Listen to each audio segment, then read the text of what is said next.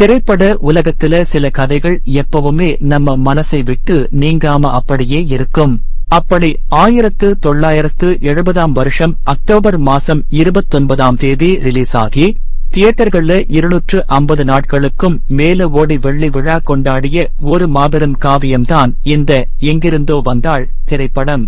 இந்த திரைப்படத்தை அந்த காலத்துல ரொம்பவே பிரம்மாண்டமான படங்களை இயக்கிய ஏ.சி. திருலோகச்சந்தர் அவங்க ரொம்பவே திறமையா இயக்கியிருந்தாங்க. இந்த படத்தை பிரபல நடிகரும் தயாரிப்பாளருமான கே. பாலாஜி அவங்க தன்னோட சொந்த தயாரிப்பு நிறுவனத்தின் மூலமா தயாரிச்சிருந்தாங்க. இந்த படத்துல நடிகர் திலகம் என்று எல்லாராலும் போற்றப்படுற சிவாஜி கணேசன் அவங்களோட சேர்ந்து செல்வி ஜெயலலிதா அம்மையாரும் முதன்மை கதாபாத்திரங்கள்ல நடிச்சிருந்தாங்க. இவங்களோட சேர்ந்து கே. பாலாஜி, பானுமதி, நாகேஷ், மேஜர் சுந்தரராஜன், அப்புறம் ராஜா போன்ற பல திறமையான நட்சத்திரங்களும் துணை கதாபாத்திரங்கள்ல நடிச்சு அசத்தியிருந்தாங்க. உண்மையில இந்த படம் 1963ஆம் வருஷம் தெலுங்குல வெளியான புனர்ஜன்மா அப்படிங்கிற படத்தோட மறுவாக்கம்தான்.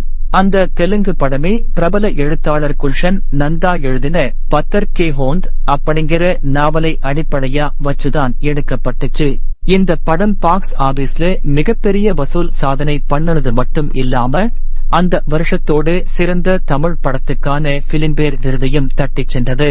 இன்னைக்கு நாம இந்த அருமையான படத்தோடு விறுவிறுப்பான முழு கதை, அதுல இருக்கிற ரொம்பவே சிறப்பான நல்ல விஷயங்கள், அப்புறம் சில பலவீனமான பக்கங்களை பத்தி ரொம்பவே எளிமையான நாம எல்லாரும் தினமும் வீடுகள்ல பேசுற பேச்சு வழக்கு தமிழ் மொழியில எந்த ஒரு ஆங்கில வார்த்தைகளும் இல்லாமலும் நடுவுல எந்த ஒரு துணை தலைப்புகளும் இல்லாமலும் ஒரு நேரடியான கதையா முழுமையா பார்க்க போறோம். இந்த கதையோட நாயகன் சேகர். அவர் ஒரு பெரிய பணக்கார குடும்பத்தை சேர்ந்தவர். ஆனா அவரோட வாழ்க்கை ரொம்பவே ஒரு மோசமான நிலைமையில இருக்கு. சேகருக்கு அவரோட சின்ன வயசு நண்பனான சுகுமார் மேல உயிரை வச்சிருக்கான். சேகர் ஒரு பொண்ணை உயிருக்குயிரா காதலிச்சான். ஆனா அந்த சுகுமார் செஞ்ச சதி வேலைகளால சேகரோட காதலி அவனையே கல்யாணம் பண்ணிக்க வேண்டிய ஒரு சூழ்நிலை ஏற்படுது. கல்யாண மேடையில இந்த கொடுமையை நேர்ல பாக்குற சேகருக்கு மனசு தாங்க முடியல. அந்த காதலி வேற வழியே இல்லாம கல்யாண மேடையிலேயே தீக்குளிச்சு தன் உயிரை மாய்த்துக்கிறாள். தன் காதலை காப்பாற்ற முடியலையே அப்படிங்கிற குற்ற உணர்ச்சியிலும் தன் காதலி தன் கண்ணு முன்னாடியே தீயில வெந்து சாகுறதை பார்த்து அந்த அதிர்ச்சியிலும் சேகர் தன் மனநிலையை முழுமையா இழந்து பைத்தியமா மாறுறான். சேகருக்கு மனநிலை சரியில்லைனாலும் அந்த குடும்பத்தோட மொத்த சொத்துக்களும் அவரோட பேர்ல தான் இருக்கு. இதனால அவரோட குடும்பத்துல இருக்கிற மத்த சொந்தக்காரங்க எல்லாரும் சேகரை ரொம்பவே கொடுமைப்படுத்துறாங்க. அவனுக்கு சொத்துல பங்கு போயிடக்கூடாது அப்படிங்கறதுக்காகவும் அவனோட சொத்தை தாங்கள் அனுபவிக்கணும் அப்படிங்கறதுக்காகவும் மட்டுமே அவனை எப்படியோ உயிரோடு வச்சிருக்காங்க. ஒரு கட்டத்துல சேகரை பார்த்துக்க ஒரு நல்ல செவிலியரை, அதாவது நர்ஸை நியமிக்க வேண்டிய கட்டாயம் அந்த குடும்பத்துக்கு ஏற்படுது.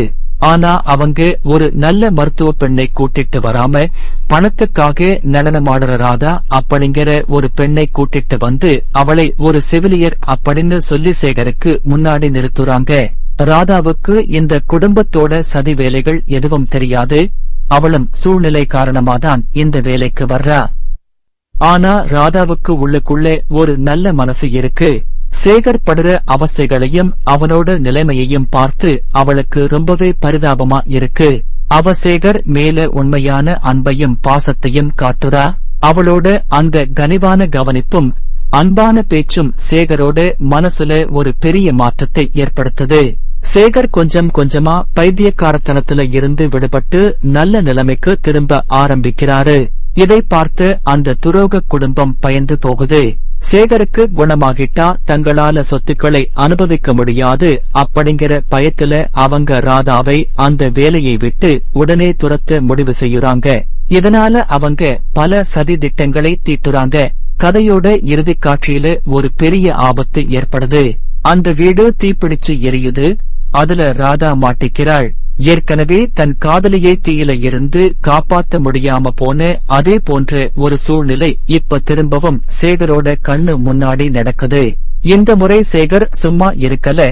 தன் உயிரை பத்தி கூட கவலைப்படாம எரியுற நெருப்புக்குள்ள குதிச்சு ராதாவை காப்பாத்துறான். இந்த தைரியமான செயல் சேகரோட மனசுல இருந்து பழைய குற்ற உணர்ச்சியையும் அந்த அதிர்ச்சியையும் முழுமையா போக்கி அவனுக்கு முழு மனநலத்தையும் திரும்ப கொடுக்குது. சேகர் முழுமையா குணமடைஞ்சதுக்கு அப்புறம் அவனும் ராதாவும் கல்யாணம் பண்ணிக்கிறாங்க. தனக்கு இவ்வளவு பெரிய துரோகம் செஞ்சு தன்னோட சொந்தக்காரங்களோட தவற்றை உணர்ந்து அவங்களை மன்னிச்சு ஏத்துக்கிறாங்க. இதோட இந்த திரைப்படம் ரொம்பவே உணர்ச்சிகரமா நிறைவடையுது.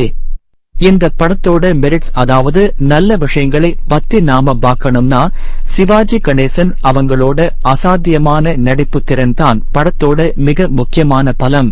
ஒரு மனநிலை பாதிக்கப்பட்டு மனிதனா அவர் காட்டியிருக்கிற அந்த உடல் மொழியும் வசனம் பேசுற அந்த வேகமும் அப்புறம் திடீர்னு அமைதியாகி அழுகுற அந்த காட்சிகளும் இன்னைக்கு வரைக்கும் தமிழ் சினிமாவுல ஒரு பெரிய பாடம்னே சொல்லலாம்.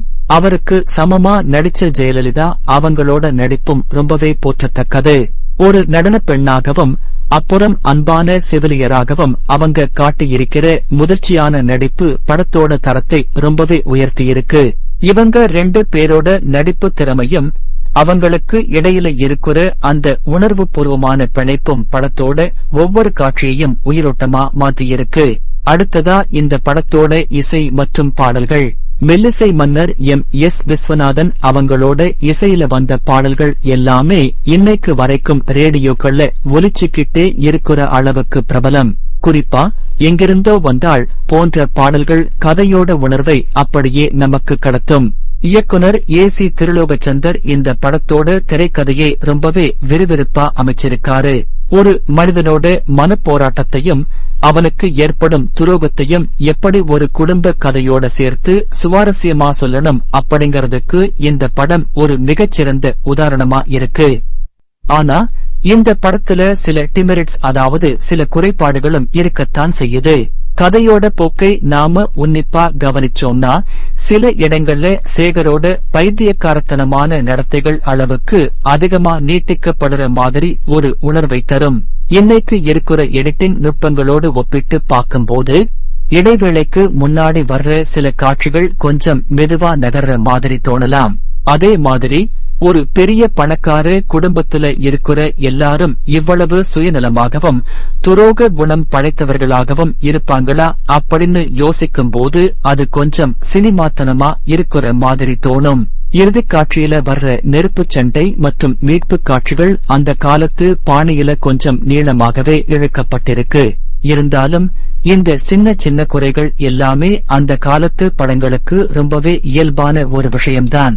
ஒட்டுமொத்தமா பார்க்கும்போது எங்கிருந்தோ வந்தாள் திரைப்படம் தமிழ் சினிமா வரலாற்றுல ஒரு மிக முக்கியமான மைல்கல். ஒரு அண்ணன் தங்கை பாசம், குடும்ப துரோகம், காதல் அப்படின்னு எல்லாத்தையும் தாண்டி மனித மனதோட ஆழமான உணர்வுகளை ரொம்ப அழகா காட்டியிருக்காங்க. சிவாஜி கணேசன் மற்றும் ஜெயலலிதா அவங்களோட ரசிகர்களுக்கும் பழைய காலத்து நல்ல கதைகளையும் பாடல்களையும் விரும்பி பார்க்கிற எல்லாருக்குமே இந்த படம் இன்னைக்கு வரைக்கும் ஒரு மிகச்சிறந்த படைப்பாதான் இருக்கும் என்பதில் எந்த ஒரு சந்தேகமும் இல்லை.